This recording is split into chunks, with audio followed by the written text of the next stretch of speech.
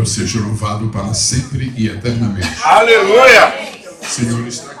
Amém. O Senhor é bom. Amém a Deus. O Senhor é forte. Aleluia! O Senhor é justo. Aleluia! O Senhor é magnífico. Amém. O Senhor reina. Amém. O Senhor ordena. Amém. O Senhor promete. Amém. O Senhor cumpre. Amém. O Senhor Amém. salva. Amém. O Senhor cura. Amém. O Senhor levanta. Amém. O Senhor ressuscita. Aleluia. O Senhor está presente. Glória a Deus. E Ele, porque está presente, eu creio que terá muito prazer em ser aplaudido pelo povo dele. Eita,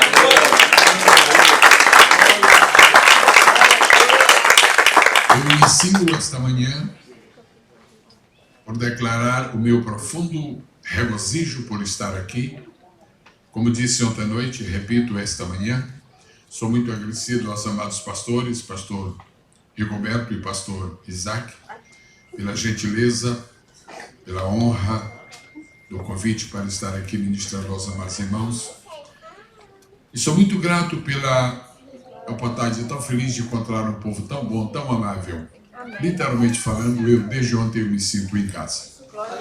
Parece que eu estou no meio de amigos, velhos amigos e novos amigos. Na verdade, nós somos uma só família. Não importa de onde nós viemos, importa para onde vamos. Nem importa o que já fomos, importa o que seremos. E a diferença entre o que já fomos e o que seremos é naquilo que estamos fazendo hoje. E como nós estamos ocupados com a palavra de Deus, nós temos a garantia de um grande futuro. Agora, por melhor que tenha sido o nosso passado, o nosso futuro é extremamente melhor. Por falar em passado, se algum dia, pode acontecer que isto ocorra, se algum dia algum dos irmãos ouvir alguém falar, nem identifica quem está ouvindo sua voz. Ei, me conta um pouco do teu passado. Não conte não. Porque é Satanás. Satanás é que quer saber do nosso passado, das nossas mazelas, do tempo que nós servimos a ele mesmo, etc. Quando você ouvir uma voz perguntando pelo seu passado e você tiver a certeza que Satanás diga assim, olha, antes de eu contar o meu passado, me conta o teu futuro. Se for Satanás, ele desaparece na hora. Porque nós não temos passado. Em compensação, Satanás não tem futuro. Então, não vamos dar glória a Deus pelo nosso passado. Vamos dar glória a Deus pelo nosso futuro. E o que está vindo é infinitamente melhor do que o que já passou. Amém, amados? Eu me sinto altamente responsável por transmitir a palavra de Deus esta manhã. Eu tenho feito isto durante toda a minha vida. Mas eu queria dizer aos irmãos com toda a franqueza, com toda a honestidade, que cada vez que eu subo a uma tribuna e tenho a responsabilidade de transmitir a palavra de Deus, para mim, irmãos, é um desafio. É um novo desafio. Primeiro, porque eu não sou um profissional. Profissional é aquele que, de tanto fazer uma coisa que faz por sua capacidade, por sua experiência, é capaz de fazer até com os olhos fechados, porque sabe fazer mesmo. O púlpito é diferente. Cada mensagem, cada estudo, cada apresentação é algo desafiador, porque nós dependemos inteiramente de que Deus assopre nos nossos ouvidos e desça ao nosso coração exatamente aquilo que Ele quer que seja transmitido.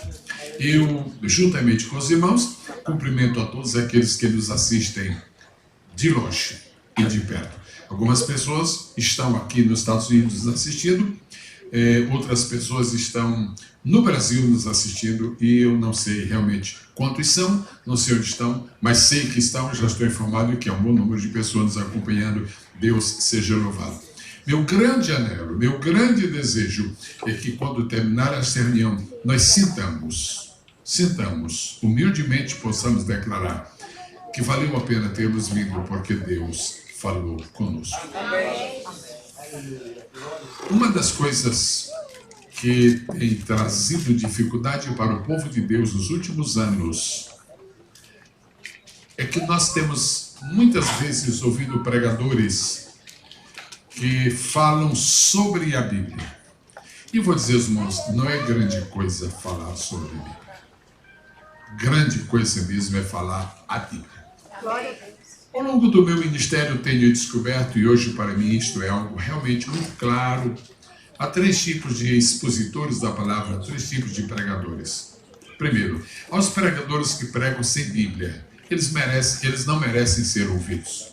Se alguém prega sem Bíblia, ele não tem o que dizer. É do achismo, é o que pensam, eu penso, eu acho, eu suponho. Ninguém vem à casa de Deus para ouvir o que os outros pensam. Nós estamos na casa de Deus para ouvir o que Deus quer falar. Amém? Pregadores que pregam sem Bíblia, ou seja, sem a presença da Bíblia. A segunda classe de pregadores são os pregadores que pregam sobre a Bíblia. E estudaram a periferia, consultaram muitas obras, mas se esqueceram do maná, se esqueceram do néctar, se esqueceram realmente da palavra. E a terceira classe de pregadores são aqueles que pregam a Bíblia. Então, repita após mim, por favor. Uns pregam sem a Bíblia. Outros pregam sobre a Bíblia. E outros pregam a Bíblia. Agora diga, eu gosto de ouvir esse terceiro grupo. Amém. Esta manhã, a partir de instantes, logo, nós vamos fazer uma coisa que deixou de ser comum na igreja, mas nós vamos fazer hoje. Nós vamos pôr a Bíblia na tela e vamos ver o que a palavra diz. Nós não vamos trazer alguma coisa e entregar para os irmãos para que nós estudemos. Nós vamos ver o que a palavra diz. Agora eu vou dizer uma coisa. Deus vai trazer tanta coisa boa para nós hoje que nós vamos esperar assim, porque é o Espírito que está no comando. Nós vamos ter um banquete espiritual em nome de Jesus. Nós vamos começar pelo texto áureo deste congresso. Nós vamos começar pela palavra que foi escolhida como tema. Então eu fico muito agradecido ao amado irmão que está ali no controle, que ponha... Já pôs. Eu me lembrei de um versículo que acaso que antes de nós orarmos, Deus, né, já viu que nós vamos orar. Tem gente assim. Como é o nome desse moço que está lá? Isaac. Ah, é o Isaac. Isaac, eu tomo 30 segundos preciosíssimos para dizer: eu aprecio muito pessoas que fazem o que você está fazendo. Aleluia. Eu, às vezes, tenho chegado em igrejas e a gente pede para pôr um texto na tela e demora um pouquinho. E vai se ver por quê? Porque a pessoa que está lá, ao invés de estar fazendo o seu trabalho, está consultando o WhatsApp. E ali não é momento de distração. Parabéns a você. Um aplauso pela vida do Isaac. Agora eu queria fazer uma pergunta e você, sem a menor cerimônia, responda gritando para que eu possa ouvir. Isaac, quanto você ganha por mês para fazer esse trabalho aí? Nada. Nada. Muito bem. Então você tem o maior salário do mundo. Eita, glória. É aquele que vamos receber lá em cima. É aquele que vamos receber com o Senhor. O trabalho feito por amor é mais precioso do que o trabalho que se faz por dinheiro. Parabéns para você. Eu tomei este tempo com muito prazer para apreciar pessoas que estão fazendo melhor para Deus.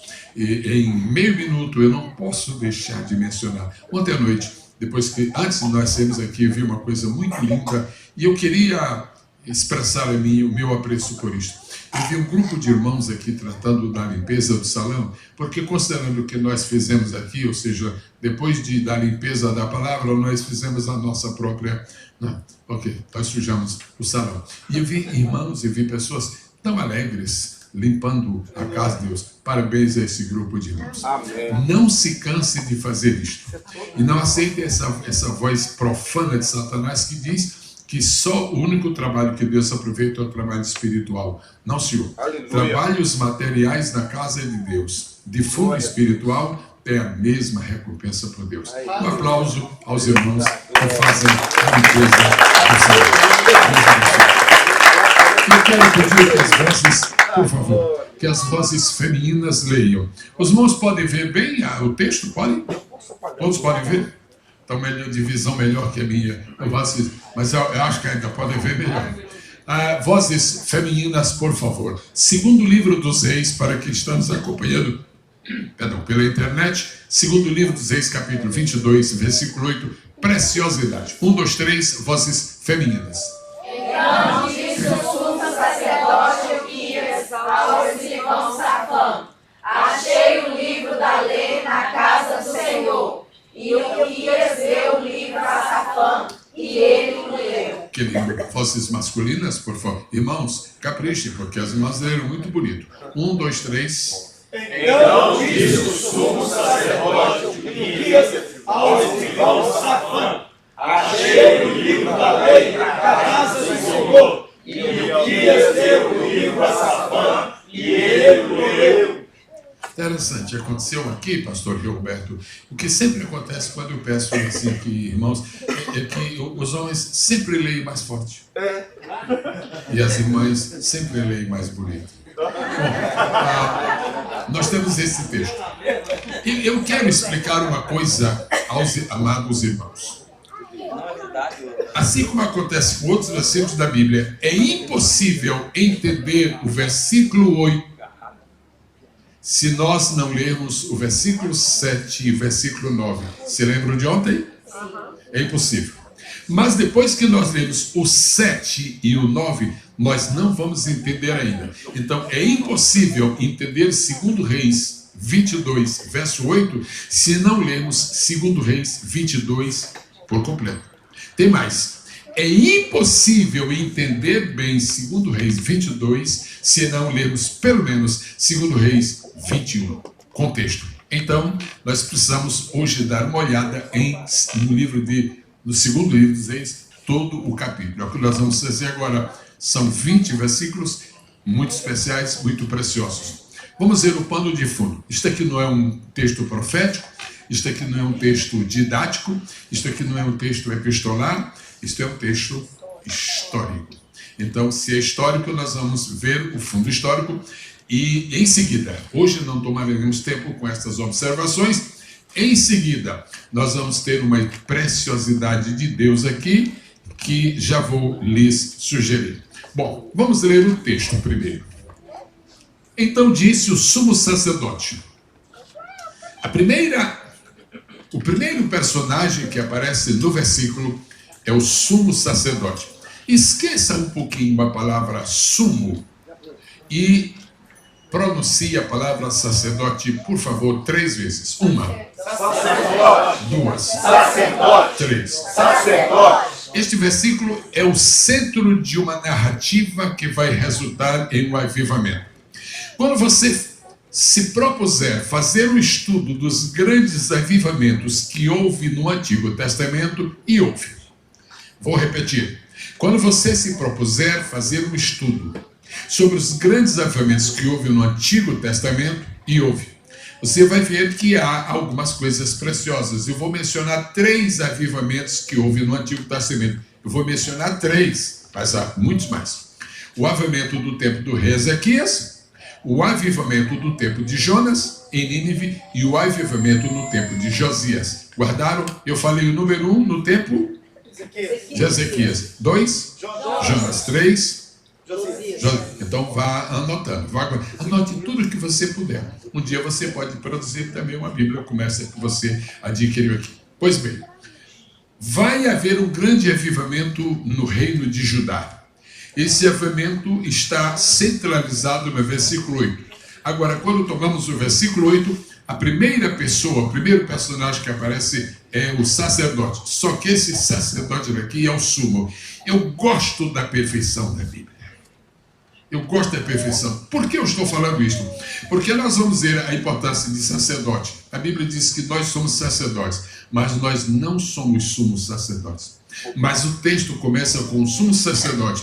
E se você espiritualizar, se você aplicar a luz do contexto neotestamentário, você vai descobrir que o sumo sacerdote nosso é Jesus. Aleluia. Então você vai descobrir que tudo começa com Jesus. Aleluia. Amém?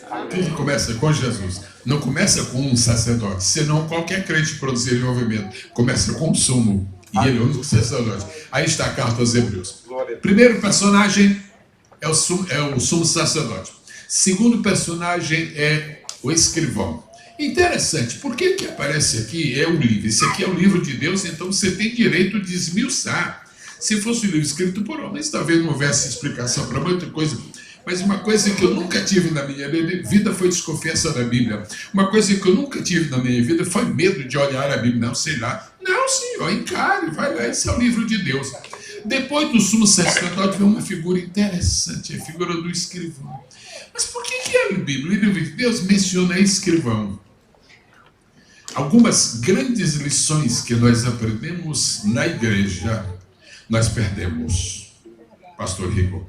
Nós esquecemos, por uma razão muito simples, nós não escrevemos. A obra de Deus precisa de sacerdote, amém? Amém. A obra de Deus precisa de sacerdote, mas a obra de Deus também precisa de escriba. Você deve ouvir o que Deus está falando para você, mas você não imagina o benefício que vai lhe trazer se você escrever. Quando você ouvir um pensamento bonito na casa de Deus, escreva. Você vai se esquecer. Por melhor que seja a sua memória, o tempo passa. Você escreva. Por quê? Senão você vai misturar com outros pensamentos. Outra coisa, se você não escreve uma pérola que você ouve quando você está no culto, amanhã você pode tentar escrever e você já não escreve fielmente. Aí vai ser uma coisa triste, porque você está guardando uma palavra que não é verdadeira, porque a mente traiu. Então nós temos a figura de um sumo sacerdote. Aí eu me lembrei de Jesus. Nós temos a figura de um escrivão. Agora o escrivão disse assim, o sacerdote disse: achei o livro da lei na casa do Senhor. Não foi o escrivão que disse para o sumo sacerdote. Foi o sumo sacerdote que disse para o escrivão. A primeira pessoa que tem responsabilidade com o livro da lei é o líder. A primeira pessoa que tem responsabilidade com a palavra é o obreiro. Aqui há um pastor, há outro pastor, a pastora, eu penso que há mais, mas sempre há vários pastores aqui. Nossa responsabilidade com a lei. Pastores, nós somos mais responsáveis pela Bíblia, pelo conteúdo da Bíblia, do que mesmo os outros crentes. Por quê? Porque nós temos a obrigação de ministrar, temos a obrigação de ensinar. E como eu posso ministrar um livro que eu não conheço? Como eu posso ministrar uma palavra que eu não entendo? Por isso, quem começa dizendo que achou o livro da lei é o sacerdote. E Ilquias deu o livro a Safã, e ele o leu. Ele é escrivão, mas ele não vai escrever o livro da lei, porque o livro da lei já está escrito. Ele não é escrivão para ler para escrever o livro da lei. Nós, por maior talento que nós tenhamos, nós não vamos escrever outra Bíblia, não. Essa Bíblia que está aí é intocável. Ela não pode ser acrescentada em um versículo. Ela não pode ser acrescentada em uma frase. Ela não pode ser acrescentada em uma palavra. Bom, Jesus disse, ela não pode ser acrescentada em um tio. Então, não mexa no que está escrito. Agora, escreva o que você entende daquilo que está escrito. Amém? Muito bem. Agora, na continuação, nós vamos ouvir falar de mais duas pessoas. E agora eu quero pedir que repitam. No capítulo 22, quero pedir que repitam. No capítulo 22. No capítulo 22. De 2 Reis. De 2 Reis. Cuidado para não dizer de 2 Reis. Mas a minha, meu ouvido treme. Ai, coça. Eu ouço. Vamos ler aqui 2 Reis. Ai, 2 Reis. Isso não é epístola. Isso é ali. 2º livro dos reis. Ah, mas isso não combina na gramática. Isso não é coisa de gramática. Muito bem. Vamos lá. No 2º livro dos reis, capítulo 22, nós temos 3 pessoas muito especiais. Agora esqueça o versículo 8, vamos pensar em todo o capítulo. Nós temos o sacerdote. Temos o sacerdote, digo só a última palavra. Temos o sacerdote. Temos o rei. E lá na frente, o rei disse, bom, eu gostei de ouvir a leitura deste livro, eu estou muito satisfeito, eu gostei muito do que o sacerdote falou, mas eu quero que vocês procurem um profeta. Se já tem um sacerdote e já tem o rei, para que um profeta? Porque no Antigo Testamento a operação de Deus só era completa quando havia, repetindo o povo de Deus, sacerdote, rei e profeta. Sacerdote, profeta e rei. Rei, profeta e sacerdote. Essas foram as 3 instituições dadas por Deus. Os melhores tempos de Israel foram os tempos em que havia sacerdote, profeta e rei no mesmo espírito. Amém. Quando existe harmonia entre profeta, sacerdote e rei no Antigo Testamento, a obra fluía. Se os irmãos estiverem lendo e notarem que houve algum problema em Israel, o problema relacionado com a desarmonia entre profeta, sacerdote e rei, ou com a desarmonia, ou então com a ausência. O período de Israel em que tem profeta e sacerdote, mas não tem rei, anarquia entra, porque não tem governo civil. O período em que tem rei, tem sacerdote, mas não tem profeta, a anarquia também, porque o sacerdote e o profeta. Os senhores podem deixar as suas 2 mãos livres por 1 minutinho, por favor? Façam assim como eu estou fazendo, por gentileza. Se vocês que estão nos assistindo na internet têm condições, façam também aí. Louvado seja Deus. Ok, uma mão somente, façam assim. Vamos repetindo. Eu gosto que repitam, porque isto vai se inserindo no contexto da sua mente. Podem falar, qual é a diferença entre um sacerdote e um profeta? O sacerdote ouve as palavras. Me acompanha no gesto do povo e leva estas palavras para Deus. Deixa a mão lá em cima. O profeta ouve as palavras de Deus e traz para Deus. Oh, glória! Oh, glória! Quando o povo tem sacerdote, Aleluia, Jesus. o povo tem quem fale por ele a Deus. Aleluia! Quando o povo tem profeta, o povo sabe o que Deus está falando. Agora, qual é o mais importante? O profeta e o sacerdote, um não vive sem o outro. Um completa o outro. Se não havia sacerdote em Israel, o povo não tinha a quem procurar para dizer, fala por mim a Deus. Mas se o povo não tem profeta, o povo não sabe o pensamento de Deus, porque não tem quem ouça. Por isso que quando o sacerdote chega a Deus, diz Deus, assim diz o povo. Agora, quando o profeta chega para o povo dizer, assim diz o Senhor. Como é que o profeta diz? Como é que o sacerdote diz? Você tem que ter a sua voz ouvida lá no céu, mas isto não é a coisa mais importante. Coisa mais importante não é quando a terra fala para o céu. Coisa mais importante é quando o céu fala. Aí Deus disse, eu quero que no meio do meu povo haja sacerdote, profeta e haja rei. Ok. Aí Deus planejou o seguinte. Um dia, vai chegar um dia, em que vai se levantar um homem no meio do meu povo, e ele será profeta, sacerdote e rei. Isto nunca foi possível nos livros históricos. Isso nunca foi possível nos livros proféticos. Isso nunca foi possível desde Abraão até Malaquias. Isso nunca foi possível. Por quê? Porque era impossível que uma pessoa pudesse ser sacerdote, profeta e rei. Impossível por quê? Porque um profeta podia ser de qualquer tribo.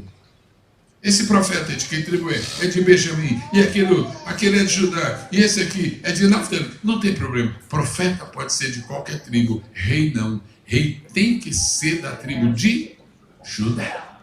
Agora, sacerdote não pode ser de qualquer tribo. Tem que ser da tribo de Levi. Por causa disto, nunca houve uma pessoa no Antigo Testamento que pudesse acumular as 3 funções. Número 1. Número 2. Número 3. Vamos todo mundo falar? Número 1. Número 2.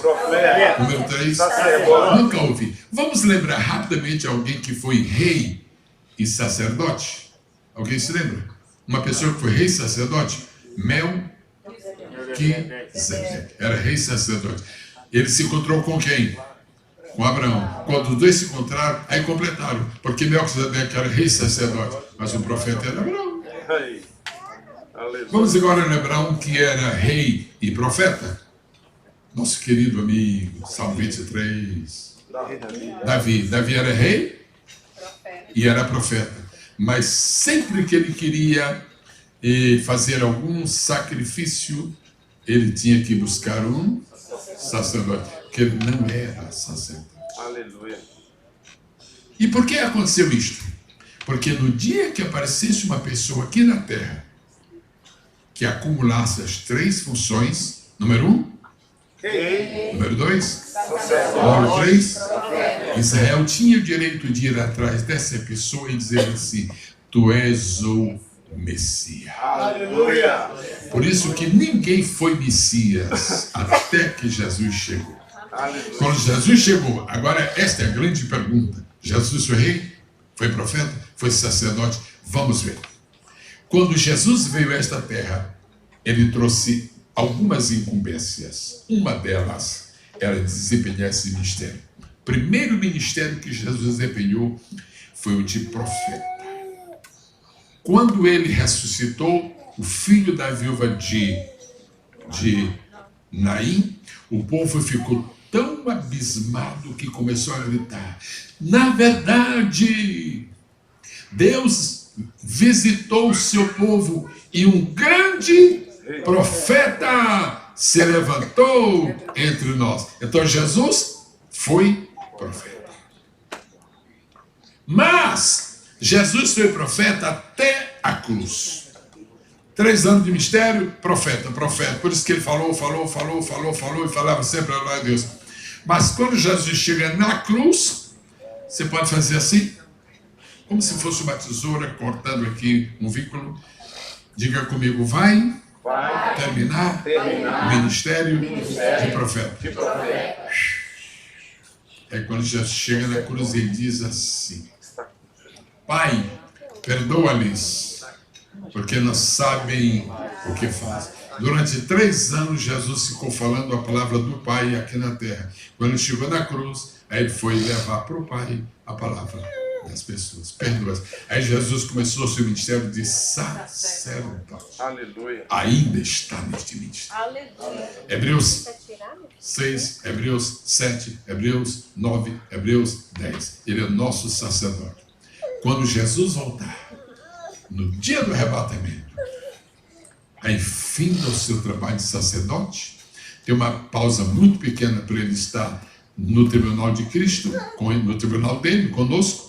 Em seguida, vamos para as bodas do Cordeiro, aí descemos com ele, e quando ele chegar aqui, ele vai começar o seu 3º período, que é o período de rei. Então, Jesus é profeta, Jesus é sacerdote. Mas onde está escrito na Bíblia que ele seria sacerdote? Salmo 110, tu és sacerdote. Mas tem um problema.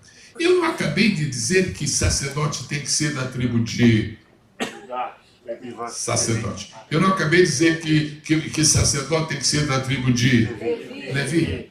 Eu não acabei de dizer que rei tem que ser da tribo de Judá.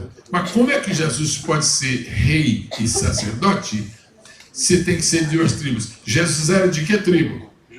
Judá. Então, legalmente, ele pode ser rei. Mas ele não pode ser sacerdote, porque ele não é da tribo de Arão. Irmãos, nós, humanos, temos a seguinte maneira de agir. Quando aparece uma doença, nós vamos procurar o quê? Fazer um remédio. Deus não é assim. Deus prepara primeiro o remédio. Aleluia. Quando a doença chega, não tem problema, o remédio já está aqui. Quando o pecado apareceu na terra, há um tempão já estava preparado o remédio, que é o sangue precioso de Jesus seria derramado. Pois bem, no dia que Abraão se encontrou com Melquisedeque, Deus disse: este homem vai ser o cabeça de uma ordem sacerdotal. Não é uma tribo, é uma ordem. Aí Deus estabeleceu Melquisedeque como cabeça de uma ordem sacerdotal. Melquisedeque, ninguém vai saber quando você nasceu, para você poder se parecer com Jesus, que é eterno. Ninguém vai saber quem é seu pai, para você parecer com Jesus, que não tinha pai humano. Por isso que a Bíblia diz, sem pai. Sem pai não é que ele não tivesse pai, quer dizer pai ignorado. Quando eu tinha 15 anos, eu trabalhei em um cartório na cidade de Pedreiras, no estado do Maranhão. O tabelião se chamava José Cirilo Teixeira. E um dia disse: Gisele, tu vais atender esse moço, ele quer uma certidão de nascimento, faz aí. 15 anos. E eu comecei a fazer. Aí eu disse: meu amigo, o seu nome? Ele sabia. Se o nome do seu pai, disse: eu não sei. Eu não conhecia meu pai, eu não sei nada do meu pai. Aí eu disse: dá licença, seu Cirilo. Não. Ele está dizendo que ele não quer seu pai. Então você põe aí, pai desconhecido. É isso que quer dizer Melquisedeque. Sem pai quer dizer pai desconhecido. Não identificado. Para poder simbolizar Jesus. Porque como homem, Jesus tinha mãe, mas não tinha pai. Como Deus, ele tinha pai, ele é filho de Deus, mas não tinha mãe. Então, o Melquisedeque deu certinho. Não tinha princípio de dias, quer dizer, ninguém sabe o dia que ele nasceu. Ele é eterno, porque Jesus, como homem, nasceu em Belém, mas como Deus, ele é eterno. Pois bem, e ficou o Melquisedeque, ficou lá, aquela prateleira. O que é isso aí? Isso é uma ordem sacerdotal. E quem é que vai seguir nessa? Calma, tenha paciência. Quando Jesus chegou e foi para a cruz, Deus tira aquela ordem sacerdotal de Melquisedeque, põe na cabeça de Jesus, e Jesus se tornou nosso sacerdote real. Quem pode glorificar o nome precioso de Jesus? Então Jesus é profeta, já é sacerdote. E em Jeremias, no capítulo 23, está escrito assim: sendo rei, reinará. Isso a respeito de Jesus. Amém. Isso é muito importante para que nós estejamos sempre sabendo que o nosso Senhor é completo. Mas eu queria dizer uma palavrinha rápida sobre profeta, porque é muito interessante. Profeta do Antigo Testamento não é igual ao profeta do Novo Testamento. Profeta do Antigo Testamento era um profissional. Era uma pessoa que tinha uma função para todo o tempo da vida. Por exemplo, o profeta está em casa dormindo, é um profeta que está dormindo. Por exemplo, um profeta está velho, é um profeta que está na sua velhice. Independente, o profeta está viajando, é profeta. O profeta do Antigo Testamento, em qualquer tempo da sua vida, ele era profeta. Profeta. Na igreja, hoje, é diferente. O dom de profecia, quando se manifesta, você não pode dizer, fulano é profeta. Não, ele não é profeta.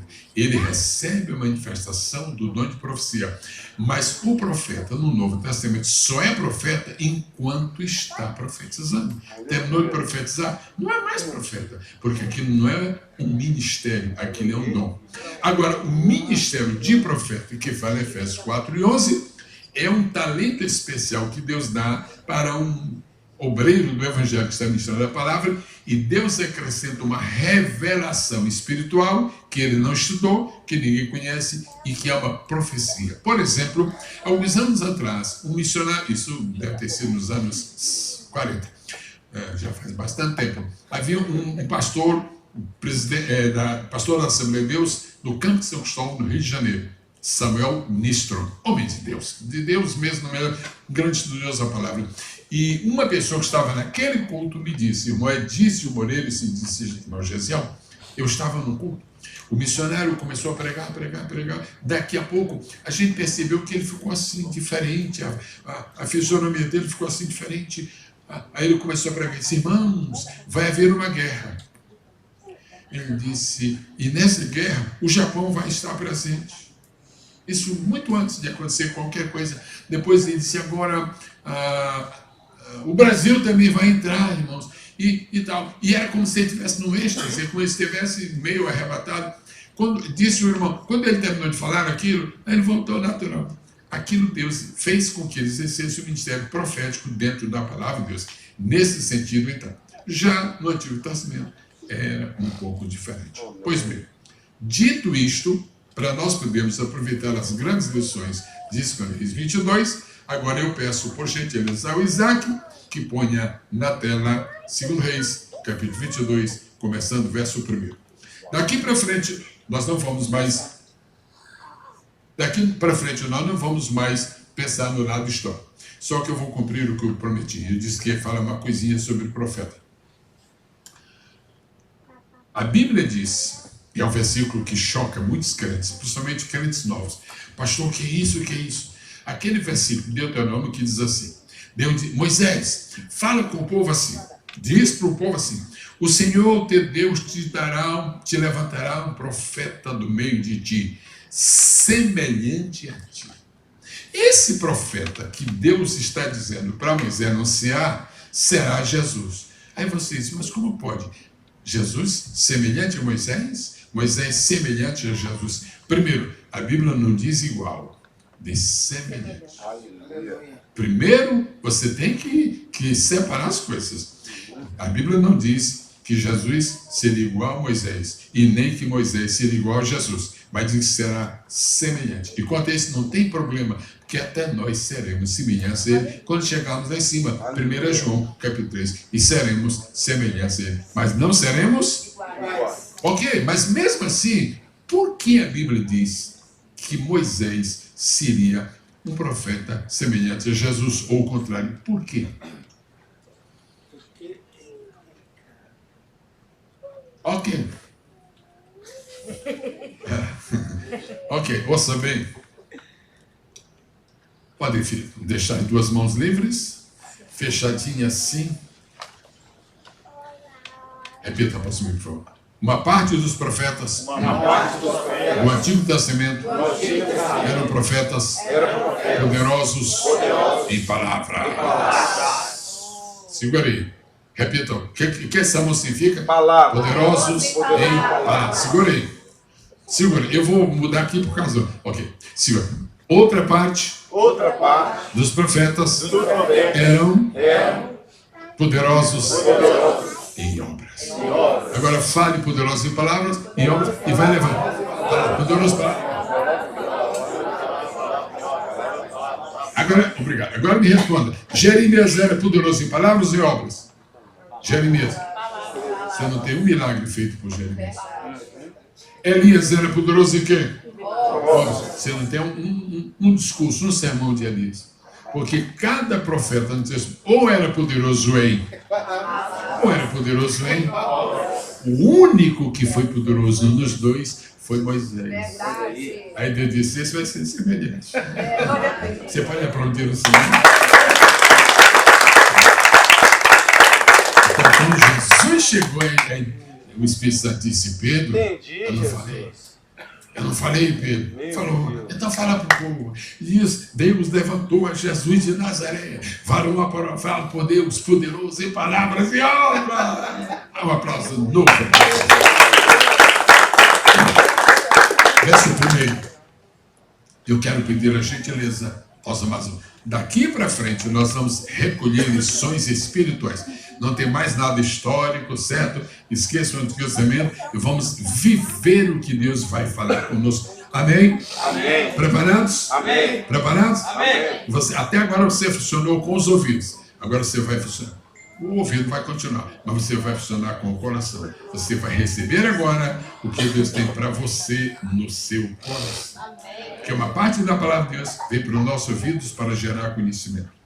A outra parte vem para o nosso coração para gerar edificação. Conhecimento é uma coisa, edificação é outra. Você pode conhecer muita coisa e não ser edificado. Agora, se você conhece e é edificado, é porque a cabeça e o coração trabalham juntos. Ok? A igreja, o seminário pode ler, o congresso pode ler, por favor, o verso 1. Vamos lá. Tinha os dias 8 anos de idade, quando começou a reinar, e reinou 31 anos em Jerusalém, e era como sua mãe de filha da Jadias. Se os irmãos tivessem vindo hoje, dispostos a ficar aqui até 4 horas da tarde, a gente poderia ficar com este capítulo inteiro. E este versículo aí, a gente precisava de 1h30. Este versículo aí, a gente precisava de 1h30 para falar sobre ele. Então nós vamos espremer, tirar o néctar e ver se falamos em minutinhos.